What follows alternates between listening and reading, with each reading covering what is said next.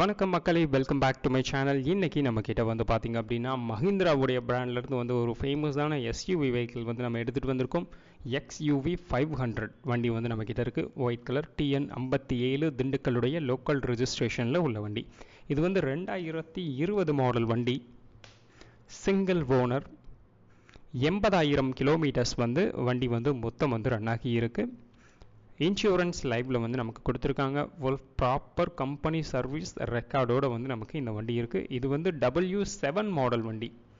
Diesel model. டீசலில் manual டிரான்ஸ்மிஷனில் இருக்குது. நமக்கு இந்த வண்டியில் அலாய் வீல் வராது. அலாய் வீல் பதிலாக ஸ்டீல் வீல் கொடுத்துருப்பாங்க. டயர் கண்டிஷன் எல்லாமே நமக்கு 4மே பிராண்ட் நியூ டயர்ஸ் வந்து நமக்கு இந்த வண்டியில் வந்துடுது.